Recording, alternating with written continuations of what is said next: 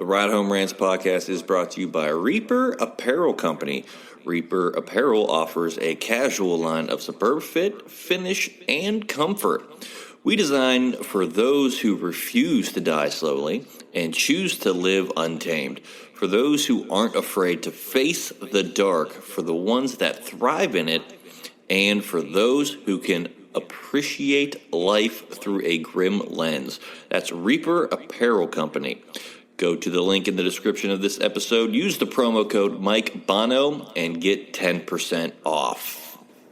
Also, the Ride Home Rants podcast is brought to you by Tactical Brotherhood, all American-made apparel, which helps support the Second Amendment. You can also find all this in the description of this episode with the link Tactical Brotherhood. Part of every proceed does go to helping veterans. It is a very good cause. All American-made products made right here in Minnesota.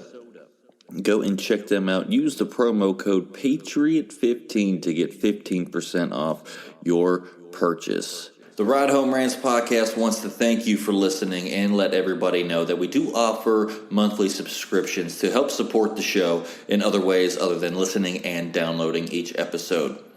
What you will get with each subscription is you will get bonus episodes that aren't released to everybody.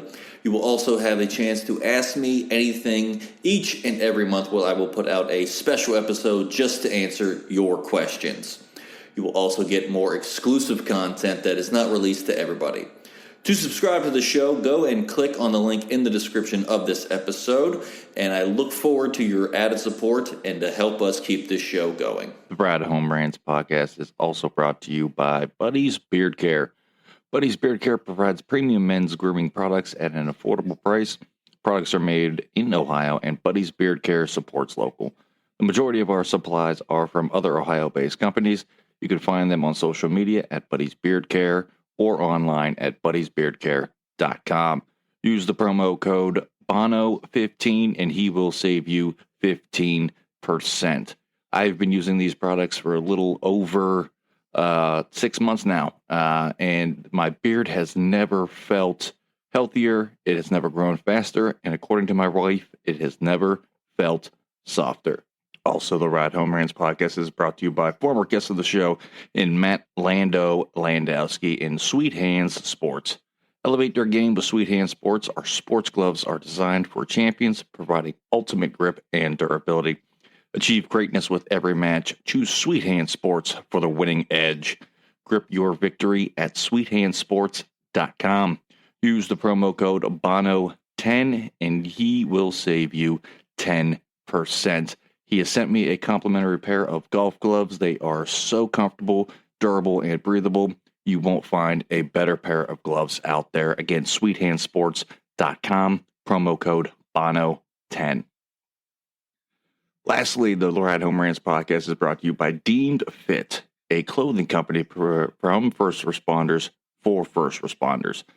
These products are so comfortable. They look great. They have great messages on them. They are provided to support first responders, especially those who worked through COVID. All of the proceeds are going to helping veterans and first responders with their mental and physical health. This is a great cause. I support anything that has to do with our first responders and our veterans. Again, deemedfit.co, promo code Mike Bono will save you 20%. Now, let's start the show. Welcome, everybody, to another episode of the Ride Home Rants podcast. This is, as always, your host, Mike Bono. I have a great guest for us today. He is a fighter fighting out of the Made Man Promotions, MMA. We just got to see him a couple weeks ago after this airs. Fight and win the championship at the Made Man Promotions at the Mountaineer Casino in Knoll, West Virginia. I am so pumped to talk to him, but Tony, the Latin assassin Tortorici, joins the show. Tony, thanks for joining, brother. And thank you for having me. Hey, not a problem, man. Yeah, like I was telling everyone, I was at the fights. Got to see you fight live, win the championship. I do forget, was it light heavyweight or heavyweight that you fight at? Oh, that was light heavyweight. Yeah, light heavyweight. Okay. Yeah. 205. Yeah, I couldn't remember what weight class they said you were fighting out of, but yeah, congratulations on that. and I believe you just recently retired, but you retired with a perfect record, if I remember correctly, and a championship under your belt. Yes, yes. Eh, 7 MMA fights, 7-0, and I have 1 Muay Thai fight. So technically, if we do all combatives, I'm 8-0. 8-0. That is impressive in any sport, especially the MMA game and the mixed martial arts game, for sure. So kudos to you. Congratulations. It was an awesome fight. Getting to Thank see you. you in your last belt was amazing. It was my first MMA fight that I got to go and watch live. My wife and I are huge mixed martial art fans. Watch the UFC every Saturday, fight nights, and try to get any pay-per-view that we can if I don't have any shows. And so to actually go and see one live, it's for anybody out there, definitely put that on your bucket list. It is a whole different experience when you see it live versus when watching it on TV. But you fight out of Kirkland, Ohio. But for most people don't know, that's actually a suburb of the east side of Cleveland. But is that where you Mhm. originally grew up? I grew up in Euclid, so Euclid. I was a little closer to Cleveland when I grew up. So Okay. Okay. Not, yeah. I mean, there's so many suburbs of Cleveland, though. So, oh yeah, Euclid's more east side Cleveland. Before you get to Willoughby and Wickliffe, Willowick, and all that, you're gonna run into Euclid. Yeah. Don't mind. We got a young kid coming to check his weight in. One of the Yakabuchi boys. They're studs. Little stud no, wrestler. hey, no worries. I mean, fight game doesn't stop for anybody. I definitely understand that. So how did you get into mixed martial arts? I tried it out when I was 21 years old, and then I had 2 kids at the time, so I put that on hold. I did like 7 or 8 months at a gym, and I liked it. I loved it. But I had to put it on hold. And then when I was 33 or 32, one of the guys I grew up wrestling in the wrestling community messaged me needing some help prepare for a fight. And I'm like, yo, bud, I have minimal experience. And he goes, I just need your wrestling. I'm like, okay. I wrestled since I was 4. So, Okay. I have 3 junior high state titles. I have a freestyle state championship. I wrestled for Team Ohio multiple times, going to Fargo. So he just needed my wrestling, and so I went and helped him. He's like, "Hey, you might find some success in this." I was like, "Really? At 33?" He's like, "Oh yeah." So I was like, "Okay." So I just went for it. Yeah, I mean, I feel like anymore you don't see a lot of fighters into their 30s. Have you seen that just with, the time that you've been in mixed martial arts and, the combat sports in general? Yeah, but they're not making their debuts, their Emmy debuts. If they're in their 30s to mid to late 30s, they usually have been pros for a long time. So to me, I think I've seen it's been very rare to watch someone make an Emmy debut at 33, 30. But it's done. It's being done. But it's just the career length tends to be a lot shorter. Instead of someone starting at 21, 20 years old, becoming a pro mid 20s, and then by the time they're 35, they've already have 10 years as a pro. That's a lot of time. That's a That's lot of time. a lot because I mean I see these guys in the UFC like they're fighting and then like a month, 2 later they're back in the ring again. Like Yeah. that to me is insane, especially like just some of the beatings that some of these guys take, and then they're turning Oh, I around, they're know. fighting again, and like, is that kind of typical for the fight game to where you see fighters that are just eager to get back into the cage? Um, so I train at Upgraded Industries, and we have a handful of fighters, and they're always itching to get back in. They just had a fight. They're coming in. Let's say they fight on a Saturday. They're coming in Monday. Sometimes Mm. Sunday, they're just getting a light stretch, sitting in the sauna. I'm looking at it. I'm like, I wouldn't be here. But yeah, they're itching to get back. But I mean, I've seen some fighters take a beating at fights, and then I see them fighting a month or 2 later. I'm like, wow. But I mean, that's how you have to be. You have to be very active. The more experience you have, the better. So if you're healthy enough to fight, I suggest that you fight as often as possible, especially in the Amis. That is your experience. That's your gauge. That's everything you're going to need to go pro is your AMI career. It just sets everything up. And then, when you go pro, then it's a little more serious as in your record and, finishing fights of that sort. That's, becomes very apparent that you need to do. Yeah, I relate to that a lot because, as a comedian, people see the finished product of these guys that are getting Netflix and now Hulu and Amazon Prime specials and all that. They don't see all the, we'll call it amateur for sake of argument, but the open mic nights that in bars that these guys are doing and that I've been doing for 13 years, still going to bars and doing, an open mic night to work out a joke. That's my gym, is getting into just something, just to tell a joke in front of people. Because I can sit here and write jokes all day and think, oh, well, this is hysterical. And then you tell it to a room of people and it's crickets. You got to find a way to work it out. And that is our gym, for lack of a better term, and our amateur fight style too, as well as a comedian. And it's a grind though, but it's not something like that. But yeah, I see fighters. I mean, and I've taken a little bit of martial arts when I was, a teenager, in Taekwondo. Do you see a lot of different fight styles where you fight out of, or is it mostly now more people are going to like the Muay Thai and Jiu-Jitsu? So our gym is very wrestling based.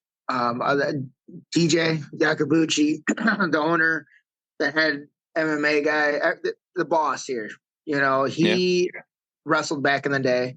So it's very, and then he's trained at strong style. He's fought and he's a black belt now in jiu-jitsu, but our gym is very like heavy wrestling based.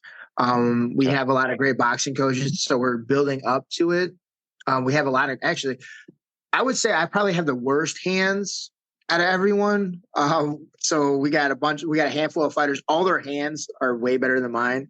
So I don't know if it's because I'm old and I couldn't like pick it up as good as them, but they're definitely way better. We got a couple of judo guys here. So that helps. But yeah, a lot of other gyms are, I from what I see, a lot of Muay Thai, a lot of stand up, I would say. Yeah.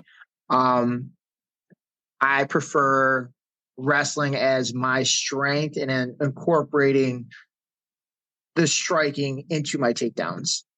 Just works better for me since I don't have the greatest stand up, as you would say, but I can take you down and then it builds from there. But yeah, I see a lot of strikers, a lot of great strikers out there.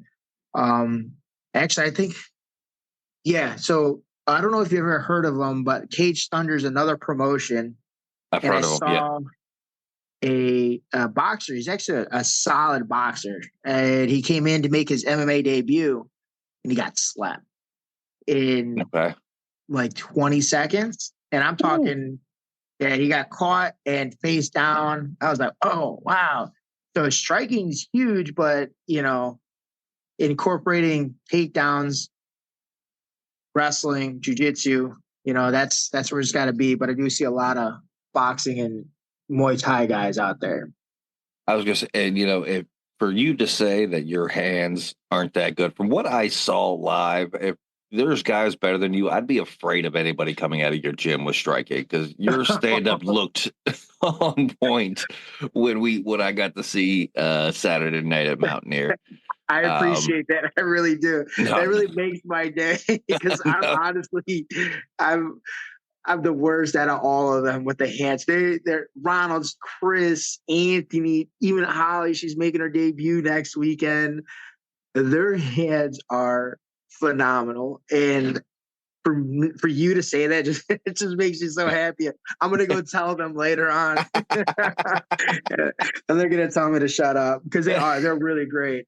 I mean, Chris has a title. Actually, he has the Made Men's 185 title now. Okay. Yeah, so he fought at Mountaineer a few months ago, and he won. That was a dog fight. He's great. He's been part of my camp since day one. Solid, all-American wrestler, purple belt in jiu-jitsu, and his boxing is phenomenal. His kickboxing is phenomenal. He goes out to Hawaii every once in a while to train with I don't know their name, but the family, the son, one of the fighters is a welterweight and middleweight champ for one fighting championship. So they're solid, and he just comes back with a wealth of knowledge. We got Ron who hits like a Mack truck, and he floats just on the. He just floats. He'll kick you twice, punch you 3 times. You're like, where'd that come from?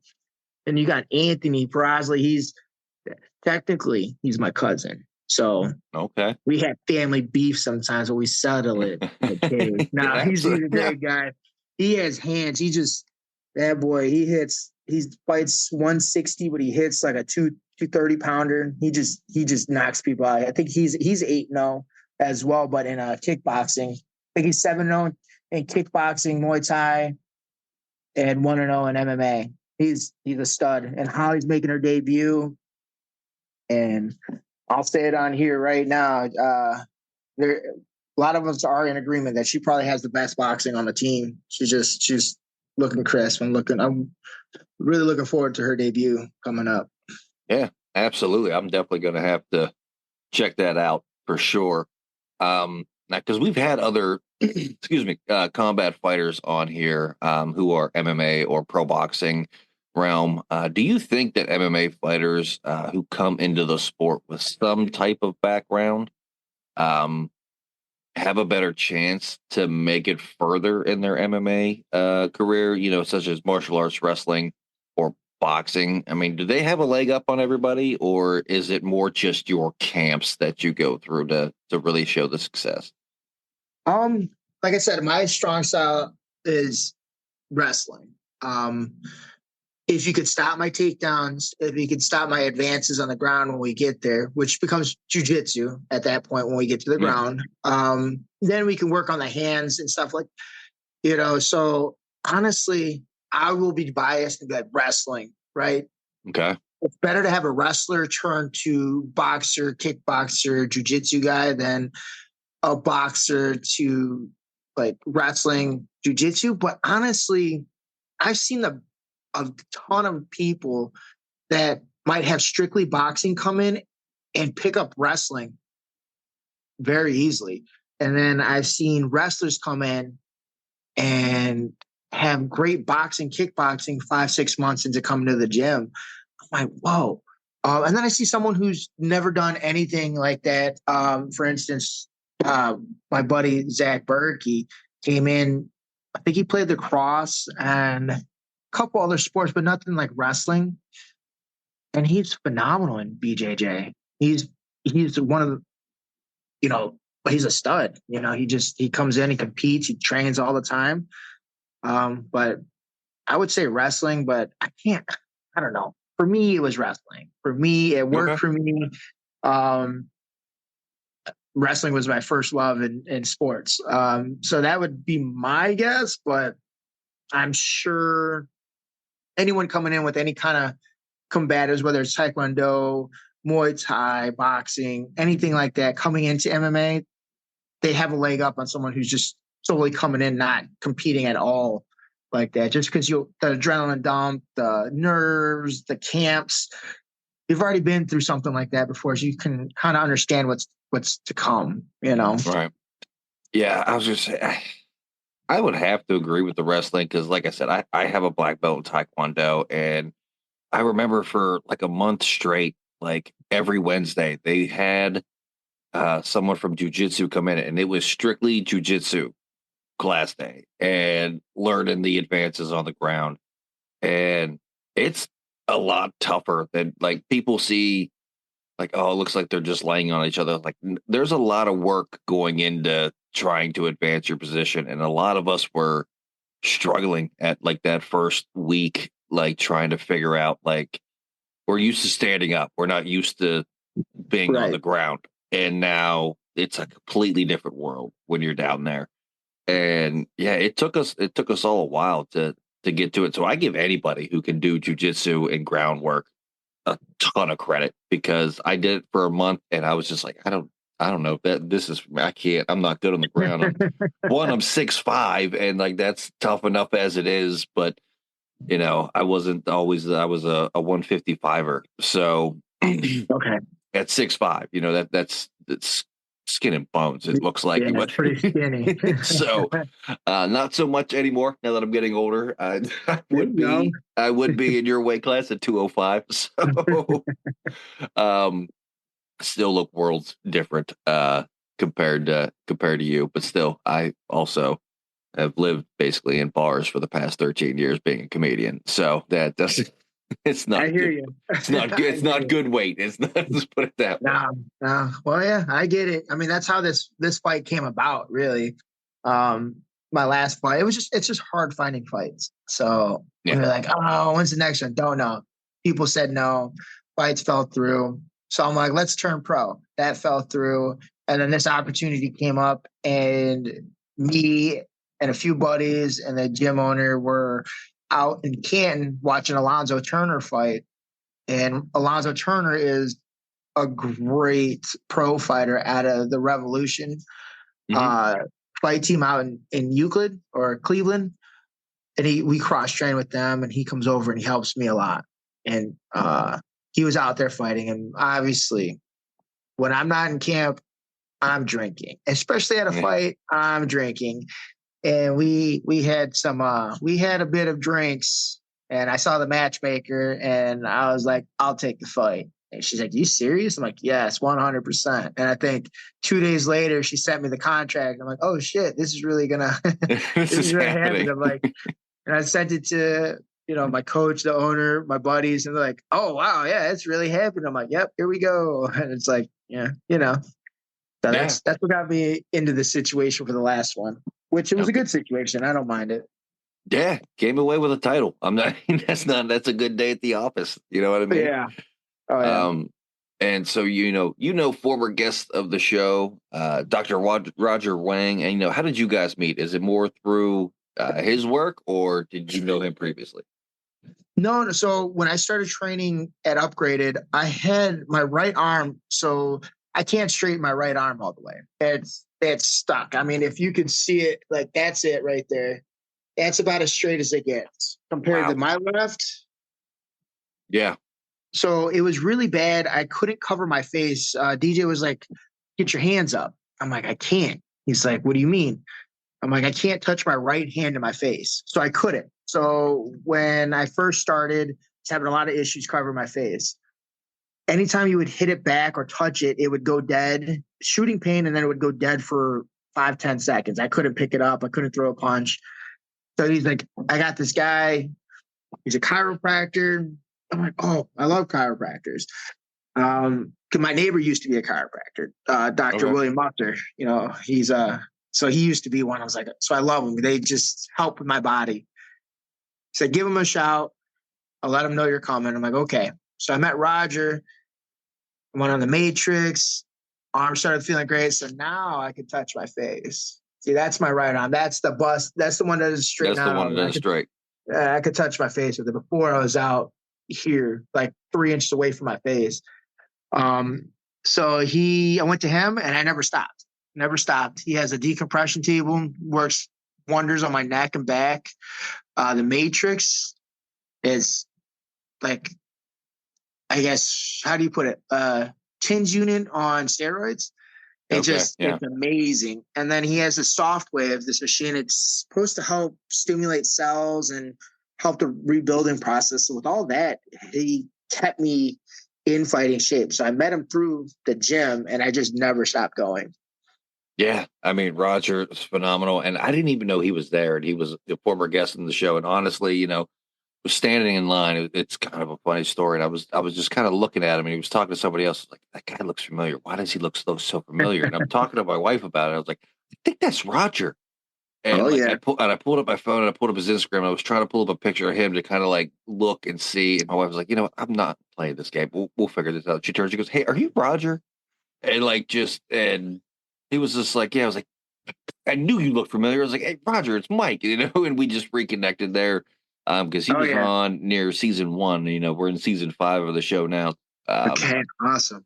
Yeah, so and it was nice to see, and get to have that moment with another former guest, because I follow everybody that Oh yeah. comes on the show, and keep up with them if whatever they're doing, and I see Rogers constantly posting stuff all the while, but it was just a surreal, like, but it was one of those moments, like, I was just looking at him, I was like, he looks so familiar, and I couldn't put my finger on it. I was like, yep, that's Roger. There he Oh is yeah. at a fight. Of course he's at a fight, Oh yeah. he works with a lot of fighters. Oh yeah, he's Disc Centers of America, man. They kept my body right. I mean, from when I had ACL surgery, that's when he started getting the soft wave. So we would do everything possible to try to, keep me, because I'm getting older, right? You get Right. older, things take longer to recover, to heal up, and I'm like, I still want to fight. I only did the surgery because no one wanted to fight, and I'm like, well, I've been fighting on this completely torn ACL for 3 years now. I'm like, no one wants to fight. I have a bucket tear in the meniscus, a partially torn MCL. I'm like, well, let's just do the surgery. And my coach is like, well, wow. He's like, I guess you are getting wise. I was like, well, I mean, I don't have anything else going on, so let's do it. So we did it, and Roger was a huge part of that recovery, just with the soft wave and obviously adjusting me, just because I didn't walk. I couldn't do anything for about 10 weeks. So just my back and my neck, and I felt real lopsided because I was Right. just had one leg. Yeah, there's been plenty of times I get hurt and I call him. I'm like, hey, Roger, you busy tomorrow? Or are you busy right now? He's like, oh no, I'm just, so one time, because he has a shop in Willoughby, and Yeah. he was almost home. And he lives like 45 minutes away. He was almost home, and I called him. I was like, hey, I tweaked my back and my rib. I think it popped out. And are you on your way past? He turned around, he come back Wow. and do all that. Yeah. And I felt so bad because, he's coming back a half hour to drive another half hour. So, I have all love and respect for him, and so appreciative that he's kept my body healthy like this. Yeah, absolutely. Yeah. Just with talking to him on here and keeping up with him, as best I can via social media and everything like that. I mean, he's doing good things, and I'm proud for him, and you as well. But you fighting at Mountaineer Casino. Can you talk about what you did? What was your training camp like? You talked about a little bit of how you got the fight. So, what was your training camp like, and how did you prepare for this fight? So I work 860 Laborers Union, so I do a lot of construction. So that's usually my training every day. We've been slow, so I would come in and do a lot of grappling rounds with whoever was available. What's up? We did. Alonzo Turner would come in. A lot of wrestlers would come in, and we would do what you would call like a gauntlet kind of thing, situational, 45 minutes straight. I would just get mauled. And then I would get my sparring in. I don't really run too much. I don't know if I should say that on here, because I see people running miles and miles and miles, and they're like, what do you run? I'm like, 5-10 minutes to warm up. They're like, what? I'm like, yeah, to me, I'm a very big believer on, if you're going to wrestle, to be in wrestling shape, you need to wrestle constantly. Yeah, that makes sense. In fighting shape, to get your sparring rounds in, your grappling rounds in, do your MMA rounds. You do 5-minute rounds of MMA, and you got a fresh guy coming in each round. It's going to help with these technique rounds. Those help. So I did a lot of grappling, sparring. I'm older, so I think I did once a week. I did a hard spar. And then 2 other times during the week, I did a lot of flowy sparring, a lot of mitt work. And I didn't have to cut any weight, so I got to eat whatever I wanted. Yeah. A lot of steak, huge steak. Yeah, I would get like the porterhouse and stuff like that. So a lot of food. That was big in this camp. A lot of food. Yeah, and just getting pushed to the max by these guys. I was exhausted every time, so I might be 8-0 on the books, but I lose every day in here that I come in here and train. I literally I lose. These guys are great and they just beat the tar out of me. And I don't feel like I win anything. Okay, let me take that. If I escape something and if I get out of something, I'm like, that's a win. You know what I mean? That's a dub Right. for me with these guys. But yeah, barring just breaking it up to where my body stayed healthy, seeing Roger 2-3 times a week, eating, mentally preparing, and Chris Draghi and Alonzo, this was a big part that I never really talk about too much, but to me it helped out a lot. Was they preached the word. So I had a Bible and I put it in my truck. So whenever I would have a break or something, I'm like, oh, what am I doing? Waiting on my kids to, get out the house with their clothes. So I can take them somewhere. Read a little scripture, say a little prayer. I don't do it every day. So I'm not going to be like, oh, every day I was doing this. No, I started a habit of just doing these things, not every day, but it helps clear my mind. So I think reading the scripture and talking to them about it helps out a lot with my mental state this time. Yeah. So scripture, training, eating, and that was from Roger. That was my camp, and very happy it all worked out because like I said, I'm going to be 38, so we had to find a routine that worked best. Can't be too sore because it takes my body longer to recover. What are the steps of recovery that I was doing? So it was basically just getting in shape and recovering. You already know how to fight. Can't teach an old dog new tricks, I guess you want to say. Yeah. But make sure that I'm in shape. Because if I'm in shape, then everything should just fall into place. So that's basically making sure I'm in shape, staying healthy mentally and physically. And I got the flu actually a week and a half before this fight, which sucked because I was 212. And after the flu, the first 2 days I slept 44 hours. So out of 48 hours, I slept 44. I didn't eat for 4 days. So I was 198. When I stepped on the scale, I was like, oh, wow, I'm way underweight. So, trying to get my weight back up. But yeah, that was it. That was training camp. A lot of grappling rounds, 1 hard sparring round, 2 light sparring rounds, scripture, and seeing my kids. That was it. Yeah. See, you mentioned something there because I was never a big runner when I was, in sports, and played football. It's running all day, but I was also a swimmer too as well.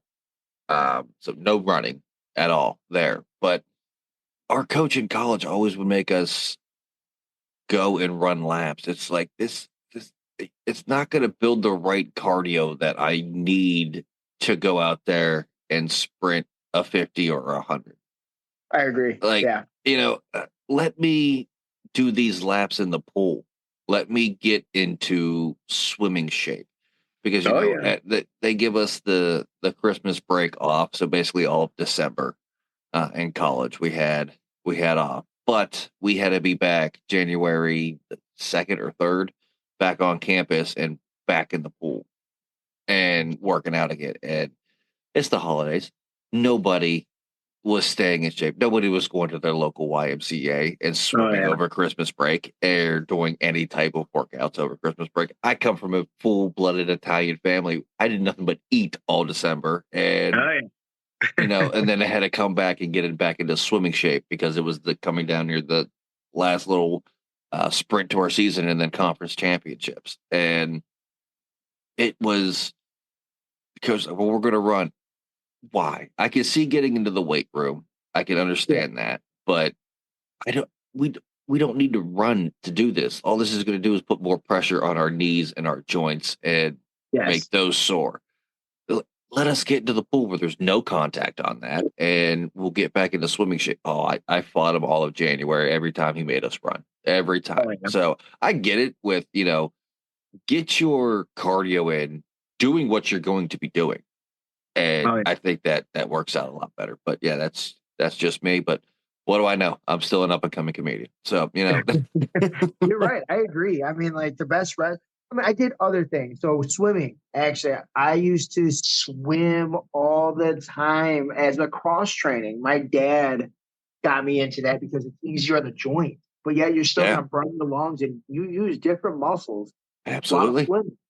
So I was like, Absolutely. oh, I was lucky enough that so in Euclid, my dad reached out to the mayor and the school board to see if I can get into senior swims in the morning. So I would get up at 4 in the morning every other day, 4 in the morning, eat breakfast, be at senior swim, excuse me, by 5 a.m., swim and do my workout, be done by 6:15, shower, and then go to school. So Wow. swimming was a huge part of that. And then obviously I was younger and I would go run 6 miles, even in the snow. I used to think of oh my gosh, what is it?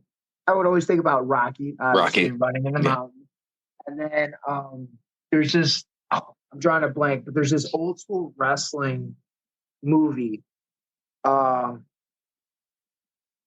Man, I can't believe I can't remember it. But one of the scenes is the guy holding a log on his shoulder and he's just like marching through the snow, or he's like just using it, walking out the bleachers. So my dad would do silly stuff like that. Cross country skiing was also a different form of cardio that he put me through. And people are like, cross country skiing. I'm like, yeah, you ever go up the hill just to come down the hill? I'm like, and you go for 3-4 hours at a time. Like, that's a lot of cardio. But yeah, swimming. Oh, I got so lucky. I got lucky to swim. There was this old timer there. He was, I think the guy that was the lifeguard said he was like 88 years old, done senior Olympics, all that stuff. He was my gauge on how good I was or my cardio. Because when I first got in there, not good at all. I Yeah. mean, try to sprint for 30 seconds in a pool, right? Yeah. You just freestyle it all the way down and back. Like, yeah, I'm good. Oh, that was 10 seconds. What? So you got to, oh man, this guy would go nonstop the whole time. And I was so appreciative because he blew me out of the water in the beginning.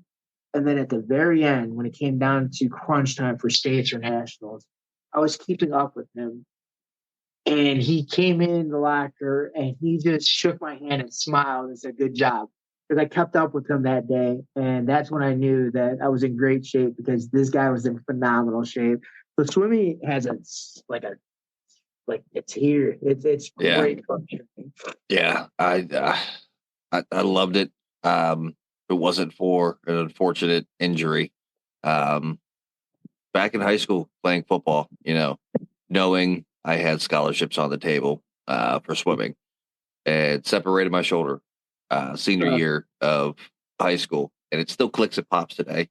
But I lost my senior swim season in high school.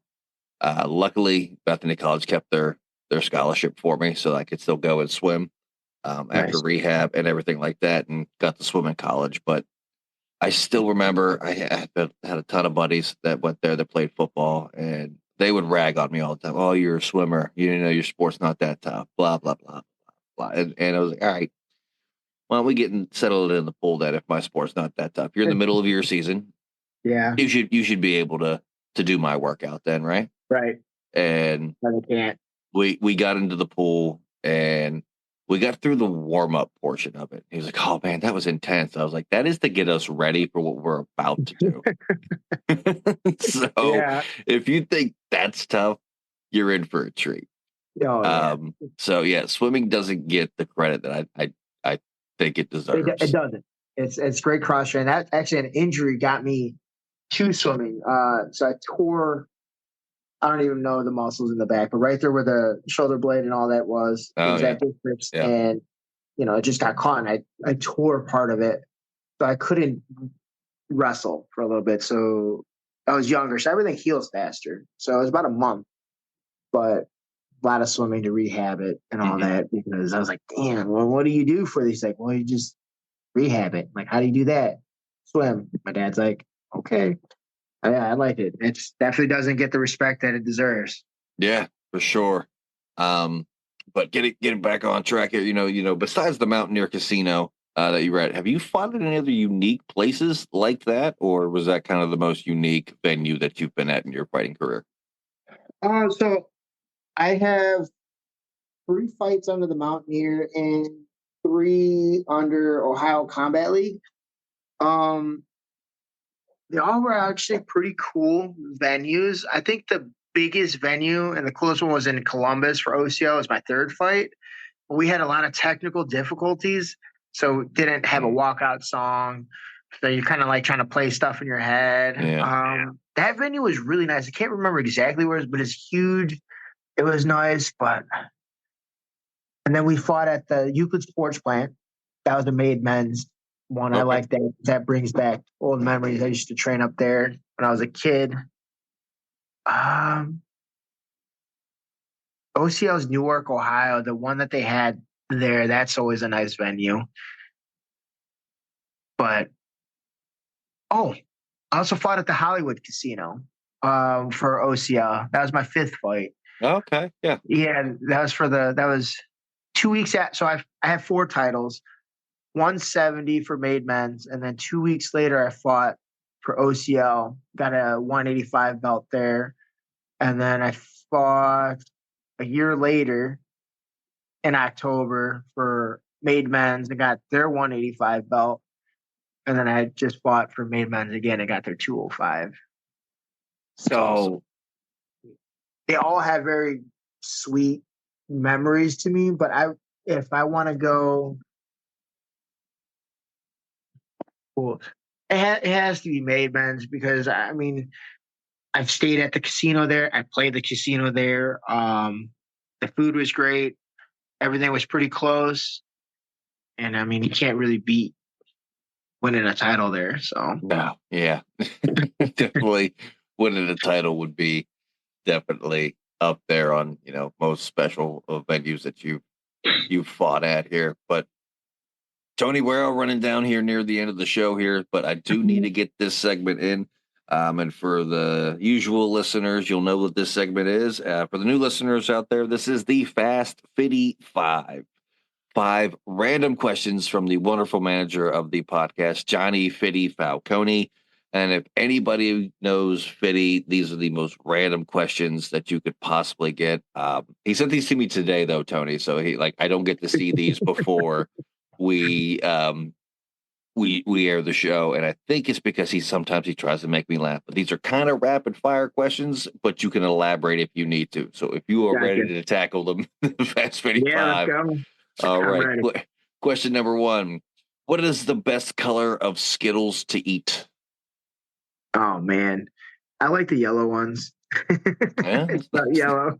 Not a bad choice. Question number 2: sled riding or building a snowman? Which is a better snow day activity? Sled riding. Sled riding. Yeah, it's an easy. That was a toss up for you, I think. Yeah, I don't know who's saying build a snowman when sled riding's on the table. Question number 3: what is the most overrated fast food restaurant in your opinion? Oh my God, what is it? All of them. They all suck. Oh geez, what is? Oh my God, what is it? Swenson's. I want to say, yeah. Okay. The only one I've been to has been not great. So okay, yeah.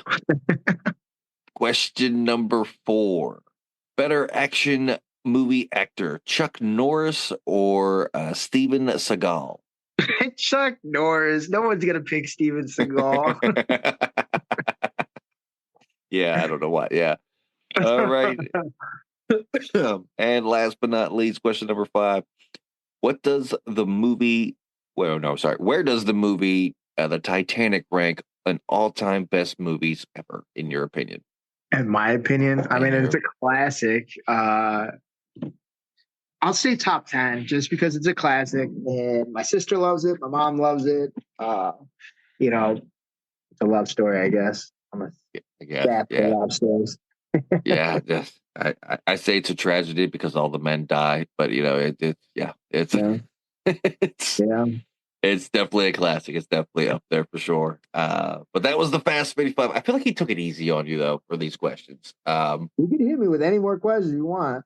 Because because he normally has like these like when I say these are random questions, like there was one that still sticks out to me. It was all right. You're trapped in a racquetball court and you're in there. It's you, Conor McGregor, Batman, and a black bear.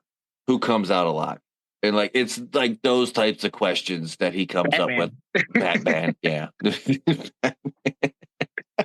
But I think the guest that question was on said Batman as well. So that's definitely, yeah, but still, yeah, that's some of the types of questions that he comes up with for this segment. That was a Because good one.